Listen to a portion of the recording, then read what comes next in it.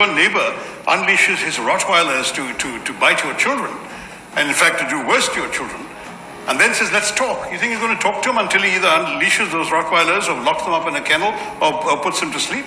It's as simple as that. You're not going to talk to people who are pointing guns at your temples. It's not going to happen. That your own party continues to ask back home. Just yesterday, the leader of your party, Rahul Gandhi, said Modi surrendered to President Trump. Sorry, what was the last one there? That Modi surrendered to President Trump. Look, all I can say is that we have enormous respect for the American presidency and the American president. All we can say for ourselves is that we have never particularly wanted to ask anyone to mediate. As I said, we have no real difficulty in speaking the same language as the Pakistanis. As long as they use the language of terrorism, we will use the language of force, and that doesn't require a third party. If, on the other hand, they were to dismantle the infrastructure of terrorism, we can talk to them. If they take serious actions to show that they want to restore normal relationships with us, we can certainly talk to them again without needing an intermediary. So it's not in any way a negative comment about the goodwill of people. During this conflict, as I said, in any case, India didn't need persuading to stop. No one needed to tell us stop because we were telling them.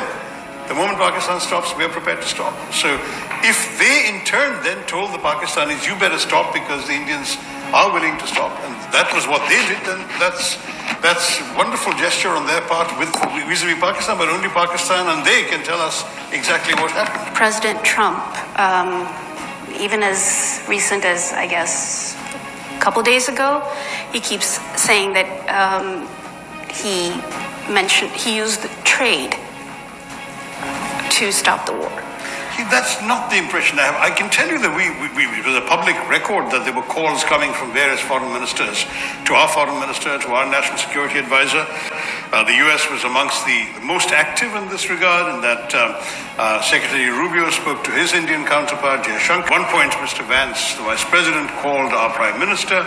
So there was a lot of calls being made, and that's true also the foreign ministers of the UAE, of Saudi Arabia, France, and so on. Many countries were concerned.